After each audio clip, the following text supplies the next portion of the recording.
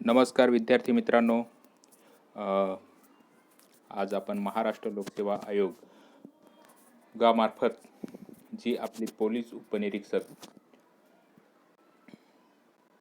मर्यादित विभागीय जी परीक्षा असते त्याच्यामध्ये पोलीस उपनिरीक्षक पदासाठी ही आपली परीक्षा असते. त्याच्यामध्ये आपल्याला मराठी व्याकरण हा विषय असतो. मराठी व्याकरणामध्ये आज आपण प्रयोग जे आहेत त्या प्रयोगासंदर्भात आज आपण माहिती बघूया आणि मराठी व्याकरणातील जो घटक आहे प्रयोग त्याच्या संदर्भात आज आपण माहिती बघूया आणि त्या घटकावर जे काय आपल्याला प्रश्न विचारलेले आहेत ते म्हणजेच आपल्याला जे काय मागील प्रश्नपत्रिका आहेत त्या प्रश्नपत्रिकेमधून आपण ते प्रश्न घेतलेले आहेत आणि ते प्रश्न आपण इथं आज बघणार आहोत. तर तत्पूर्वी आपण थोडक्यात बघूया. एक वाक्य म्हणजे पूर्ण विधान करणारा एक किंवा अनेक शब्दांचा समूह, हे आपण जे महत्त्वाच्या व्याख्या आहेत त्या इथे घेतलेल्या आहेत. दुसरं, क्रियापदाने दर्शवलेली क्रिया करणारा वाक्यात जो कोण असतो त्यास कर्ता असे म्हणतात. कर्ता कशाला म्हणतात तर क्रियापदाने दर्शवलेली क्रिया करणारा वाक्यात जो कोणी असतो त्यास कर्ता असे म्हणतात. आणि 3 नंबर इथं आपण हे आपल्या माहितीसाठी म्हणजेच आपल्याला समजण्यासाठी म्हणून हे आपण महत्त्वाचे हे पॉईंट्स काढलेले आहेत. वाक्यातील कर्ता अधिक कर्म अधिक क्रियापद यांच्या परस्पर संबंधाला प्रयोग असे म्हणतात. हे आपल्या अभ्यासाच्या दृष्टिकोनातून आपण हे बनवलेले आहेत, जेणेकरून आपल्याला सोयीस्कर पडून आपण जे काही अभ्यास करणार आणि अभ्यास केल्यानंतर आपल्याला परीक्षेमध्ये जे प्रश्न येतात प्रयोगासंबंधात ते आपण सोडवण्यासाठी आपल्याला उपयुक्त ठरावेत. त्याच्यासाठी आपण हे इथं जे काय आहेत ते महत्त्वाचे असे पॉईंट्स काढलेले आहेत. 4 नंबर, कर्त्याची किंवा कर्माची क्रियापदाशी अशी जी जुळणी ठेवणे किंवा रचना यालाच व्याकरणात प्रयोग असे म्हणतात. 5 नंबर इथं आपण महत्त्वाचा म्हणजेच कर्ता शोधताना प्रथम वाक्यातील क्रियापदाचा मूळ धातू शोधून काढावा व त्याला नारा प्रत्यय लावून कोण असा प्रश्न करावा म्हणजेच कर्ता आपल्याला मिळतो. मित्रांनो, आपल्याला जर कर्ता शोधायचा असेल तर कर्ता शोधताना प्रथम वाक्यातील क्रियापदाचा मूळ धातू शोधून काढावा व त्याला नारा प्रत्यय लावून नारा प्रत्यय लावून कोण असा प्रश्न करावा म्हणजेच कर्ता मिळतो. आणि 6 नंबर, क्रियापदाचे प्रकार असतात ते सकर्मक क्रियापद असतात, अकर्मक क्रियापद असतं. आता सकर्मक क्रियापद म्हणजे काय तर ज्या क्रियापदाचा अर्थ पूर्ण होण्यास कर्माची जरुरी लागते त्यास सकर्मक क्रियापद असे म्हणतात. आणि अकर्मक क्रियापद म्हणजे काय तर ज्या क्रियापदाचा अर्थ पूर्ण होण्यास कर्माची जरुरी लागत नाही त्यास अकर्मक क्रियापद असे म्हणतात. प्रयोगाचे प्रकार किती आहेत तर प्रयोगाचे प्रकार हे मुख्य 3 आहेत. एक कर्तरी प्रयोग, दुसरा कर्मणी प्रयोग आणि तिसरा भावे प्रयोग. तर महत्त्वाचं म्हणजे इथं आपल्याला हे लक्षात ठेवायचे की आपण आज जे काय संदर्भात जी माहिती बघणार आहोत त्याच्यामध्ये महत्त्वाचे असे कोणकोणते प्रयोग आहेत तर कर्तरी प्रयोग, कर्मणी प्रयोग आणि भावे प्रयोग हे मुख्य 3 प्रयोग आहेत. बरोबर, त्याचे उपप्रकार असतात ते आपण पुढे बघणारच आहोत. पण हे जे 3 आहेत हे आपण महत्त्वाचे म्हणजे लक्षात ठेवणे खूप जरुरी आहे. कारण याच धर्तीवर या जास्त करून कर्तरी प्रयोग, कर्मणी प्रयोग आणि भावे प्रयोग यांच्या संदर्भातच आपल्याला परीक्षेत प्रश्न विचारलेले असतात. आता इथं आपण बघूया कर्तरी प्रयोग कसा ओळखावा त्या संदर्भात आपण ते कर्तरी प्रयोगाची जी काय आहे व्याख्या ते बघूया. कर्तरी प्रयोगाची खूण. कर्तरी प्रयोगात कर्ता हा नेहमी प्रथमांत असतो व कर्म हे प्रथमांत किंवा द्वितीयांत असते. तर महत्त्वाचं म्हणजे इथं काय आहे आपल्याला कर्तरी प्रयोग कसा ओळखायचा तर कर्ता जो असतो कर्ता हा नेहमी प्रथमांत असतो व कर्म हे प्रथमांत किंवा द्वितीयांत असते. तर त्या अशा प्रकारे आपण कर्तरी प्रयोग ओळखायचा असतो. बरोबर. आता कर्मणी प्रयोगाची खूण आपण म्हणजे कर्मणी प्रयोगाची आपण कसं ओळखायचा. कर्मणी प्रयोगात कर्म हे प्रथमांत असते, कर्ता प्रथमांत कधीच नसतो. कर्ता केव्हा तृतीयांत, चतुर्थांत, सविकरणी तृतीयांत किंवा शब्दयोगी अवयवात असतो. आता इथं आपण बघूया कर्मणी प्रयोगाचे उपप्रकार. कर्मणी प्रयोग जो आहे तो कर्मणी प्रयोगाचे जे उपप्रकार आहेत ते बघूया आपण इथं. कर्मणी प्रयोगाचे उपप्रकार. एक, प्रधान कर्तृक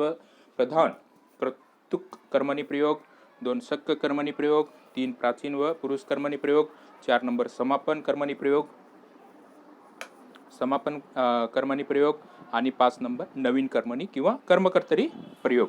अशा प्रकारे जे आहेत ते कर्मणी प्रयोगाचे प्रकार आहेत.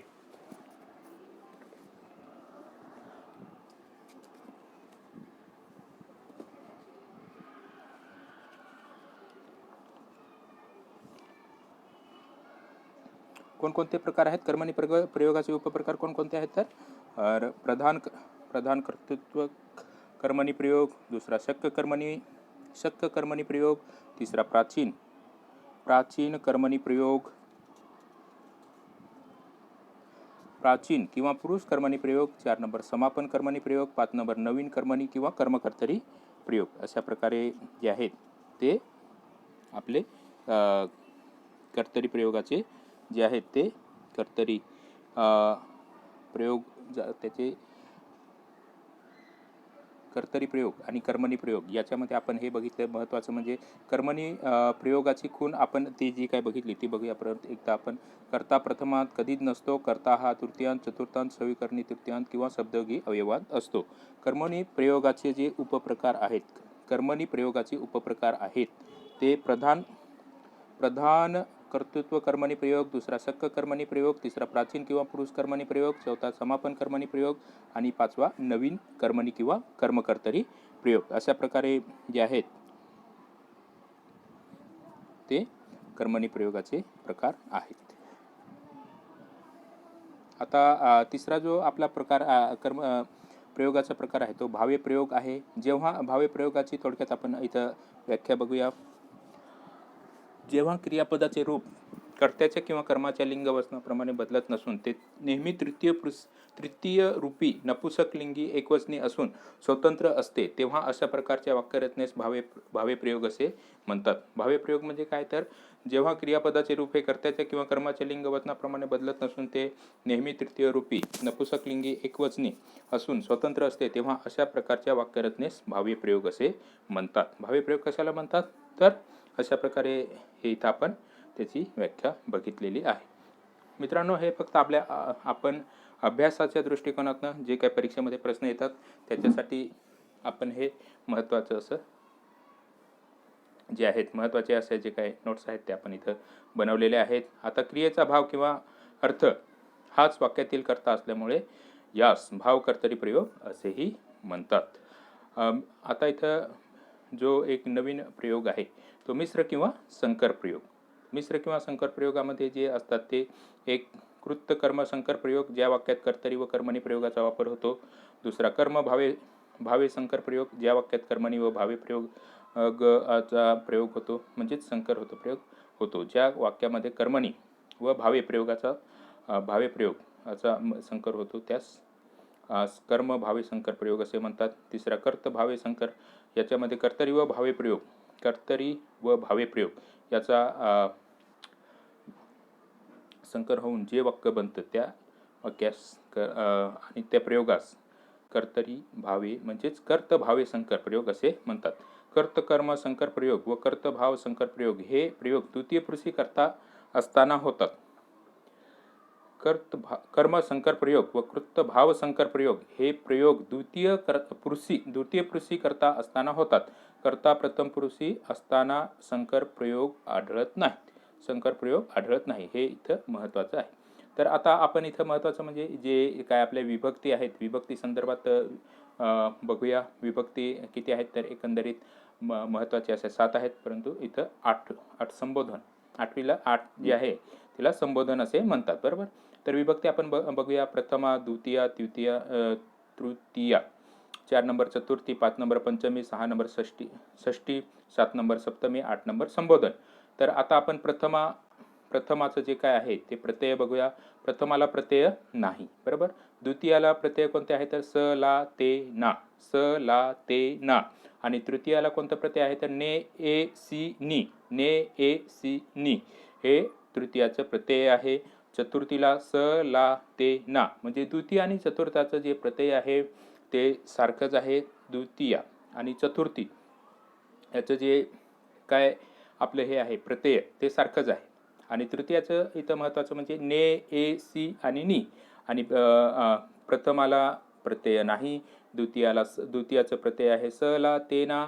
तृतीयाचे प्रत्यय आहे ने ए सी नी. आणि चतुर्थीचं प्रत्यय काय आहे? तर स ला ते ना. आणि पंचमीचं काय आहे? तर ऊन आणि हून. पंचमीचं काय प्रत्यय आहे? तर ऊन हून. आणि षष्टीचं प्रत्यय काय आहे? तर चा ची चे च्या आणि ची. सप्तमीचं काय आहे? तर त ई आ. आणि संबोधन म्हणजेच आपलं अष्टमीचं काय आहे तर नो. नो हे जे आहेत हे प्रत्यय आहेत. आता याचे जे आपले कारक आहेत ते बघूया. तर प्रथमाचं कारक काय आहे तर प्रथमाचं कारकार्थ जो आहे, कारकार्थ आहे तो कर्ता आहे. द्वितीयाचा कर्म आहे. तृतीयाचं करण आहे. चतुर्थचं संप्रादन आहे. आणि पंचमीचं जे आहे ते अपादान आहे. आणि षष्टीचं काय आहे तर संबंध. आणि सप्तमीचं काय आहे तर अधिकरण. आणि अष्टमीचं काय आहे तर नो म्हणजेच हाक. तर अशा प्रकारे मित्रांनो हे जे आहेत हे कारकर्ता आहेत. हे महत्त्वाचं आहे, कारण हे आपल्या जर लक्षात राहिलं तर आपण पटकन आपले जे प्रयोग आहेत ते ओळखू शकतो. त्याच्यासाठी हे महत्त्वाचं आहे. आता मित्रांनो इथं आपल्याला जे काय डिपार्टमेंटल PSI 2008 साली जी मेन परीक्षा झालेली होती, त्या मेन मुख्य परीक्षेमध्ये म्हणजेच डिपार्टमेंटल PSI 2008 मुख्य परीक्षा झालेली होती. त्या परीक्षेमध्ये जो काय प्रश्न आलेला आहे तो आपण इथं बघूया. प्रश्न क्रमांक 1, तू मला वाचविलेस या वाक्यातील प्रयोग ओळखा. तू मला वाचविलेस या वाक्यातील प्रयोग ओळखा. तर इथं आपल्याला पर्याय दिलेले आहेत. 1 नंबर कर्मणी प्रयोग, 2 नंबर कर्मभाव संकर प्रयोग, 3 नंबर कृतभाव संकर प्रयोग, 4 नंबर भावे प्रयोग. तर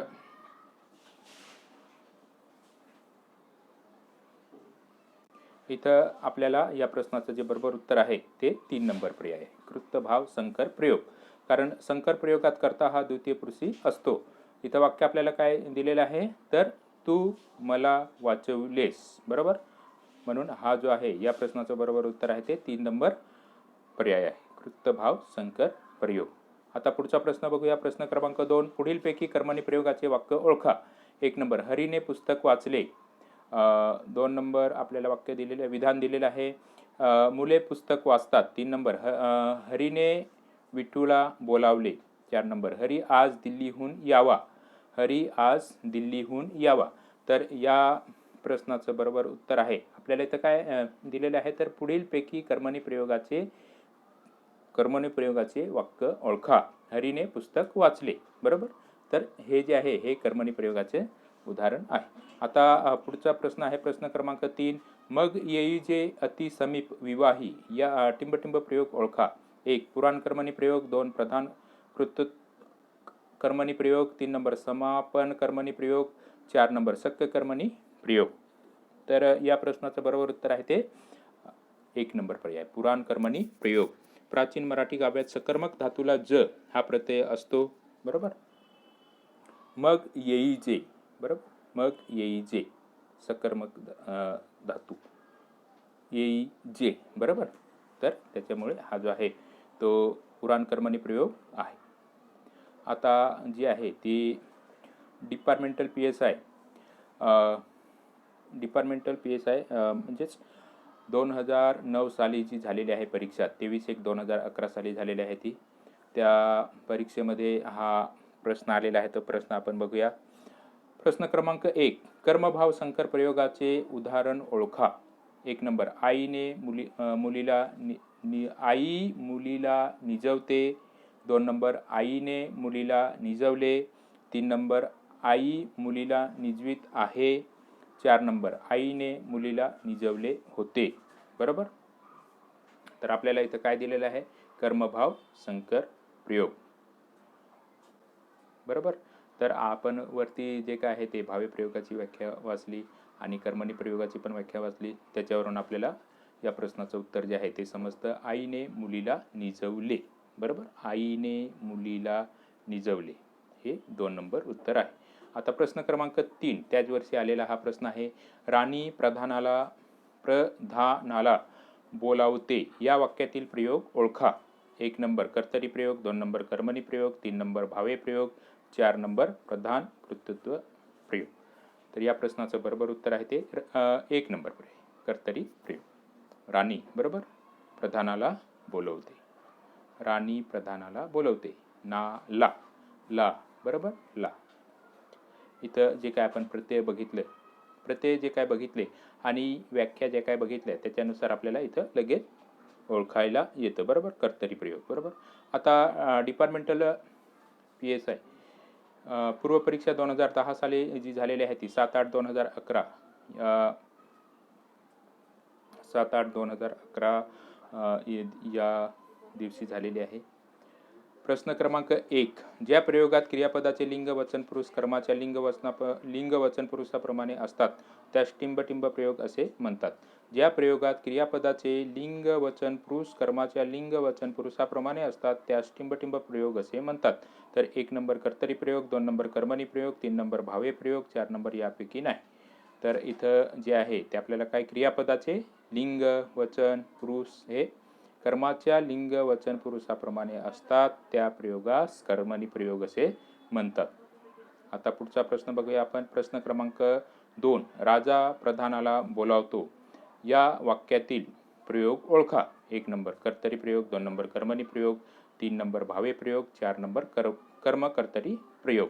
तर या प्रश्नाचं जे आहे ते बरोबर उत्तर आहे 1 नंबर पर्याय, कर्तरी प्रयोग. अशा प्रकारे हा आपण जे आहे तो हा प्रश्न बघितला. आता पुढची परीक्षा आहे ती डिपार्टमेंटल PSI 2011 साली झालेली आहे. पूर्व परीक्षा आहे 4/8/2012 साली झालेली आहे. ते प्रश्न आपण बघूया. प्रश्न क्रमांक 1. त्या राजाला मुकुट सोबतो या वाक्यातील कर्म ओळखा. बरोबर. आता इथं आपल्याला कर्म ओळखायला सांगितलेलं आहे. प्रश्न क्रमांक 1. त्या राजाला मुकुट सोबतो या वाक्यातील कर्म ओळखा. 1 नंबर राजाला, 2 नंबर मुकुट, 3 नंबर सोबतो, 4 नंबर त्या. तर या प्रश्नाचं बरोबर उत्तर आहे ते 2 नंबर पर्याय, मुकुट. हे जे आहे हे कर्म आहे. आता डिपार्टमेंटल PSI मेन एक्झाम 2011 साली जी झालेली आहे त्या परीक्षेमध्ये आपल्याला प्रश्न विचारलेले आहेत ते बघूया. प्रश्न क्रमांक 1. सकर्मक कर्तरी प्रयोगाचे वाक्य ओळखा. 1. ललिता पाणी आणते.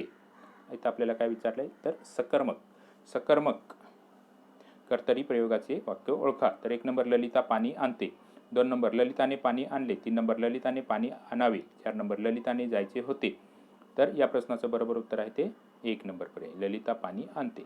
प्रश्न क्रमांक 2. कर्मणी प्रयोगात कर्ता टिंब विभक्तीत असतो.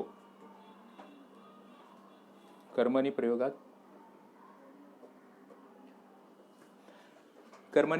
कर्ता टिंब विभक्तीत असतो. 1 नंबर तृतीया, 2 नंबर प्रथमा, 3 नंबर चतुर्थी, 4 नंबर पंचमी. तर या प्रश्नाचं बरोबर उत्तर आहे ते 1 नंबर पर्याय आहे तृतीय विभक्तीत असतो. मग तृतीय विभक्तीचं प्रत्यय काय आहेत तर आपण ते बघितले मगाशी.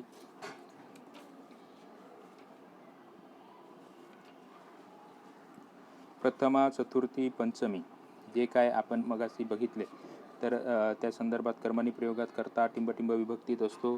प्रथमाला जो असतं ते प्रत्यय नसतं. बरोबर. द्वितीयाचं प्रत्यय काय आहे तर सला तेना. बरोबर. आणि तृतीयाचं काय आहे ने ए सी नी हे प्रत्यय आहे. चतुर्थीचं काय आहे तर सला तेना. बरोबर. पंचमीचं उन्हून. षष्टीचं काय आहे तर चा ची चे च्या ची.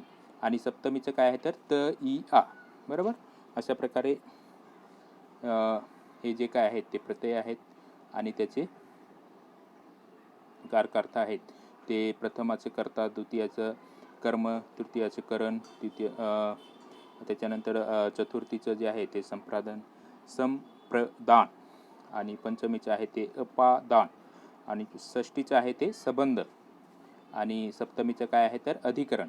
अशा प्रकारे ते आपली विभक्ती आपल्याला समजली तर आपण प्रयोग जे आहेत ते व्यवस्थित सोडवू शकतो. आता पुढचा प्रश्न आहे प्रश्न क्रमांक 3. खालील वाक्यातील प्रयोग ओळखा. आईने मधुराला बोलवले. बरोबर. तर इथं आपल्याला पर्याय दिलेले आहेत. 1 नंबर कर्तरी प्रयोग, 2 नंबर भावे प्रयोग, 3 नंबर कर्मणी प्रयोग, 4 नंबर संकीर्ण प्रयोग. तर आपण मगाशी बघितलं की भावे प्रयोग म्हणजे काय तर भावे प्रयोगाची व्याख्या काय, त्याच्यामध्ये भावे प्रयोगामध्ये काय महत्त्वाचं आहे तर क्रियापदाचे जे रूप असतं बरोबर ते कर्त्याच्या किंवा कर्माच्या लिंग वचनाप्रमाणे बदलत नसून ते नेहमी तृतीय पुरुषी नपुसकलिंगी एकवचनी असून स्वतंत्र असते. एकवचनी आणि एकवचनी असते. बरोबर, तृतीय पुरुषी एकवचनी नपुंसक आईने मधुराला बोलावले. बरोबर, नाही तर हा भावी प्रयोग आहे.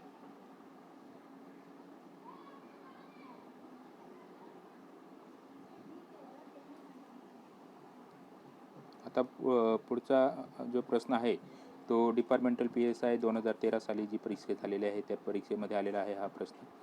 प्रश्न क्रमांक 1, शिक्षकांनी विद्यार्थ्यांना शिकवावे या वाक्यात कोणता प्रयोग आला आहे? शिक्षकांनी विद्यार्थ्यांना शिकवावे या वाक्यात कोणता प्रयोग आलेला आहे?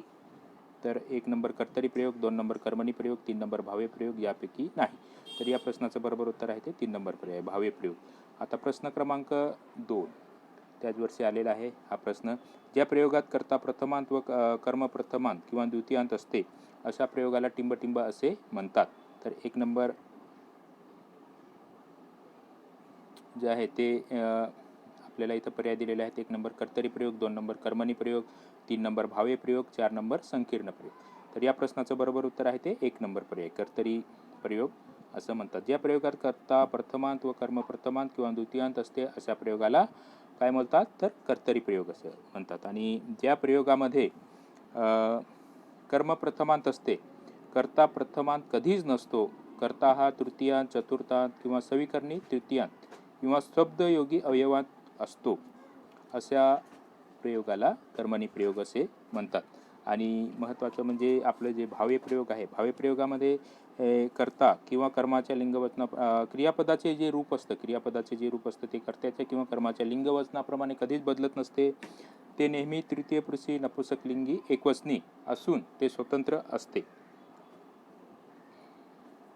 अशा प्रकारे हे जे आहेत इथं आपल्याला व्याख्या विचारलेली आहे.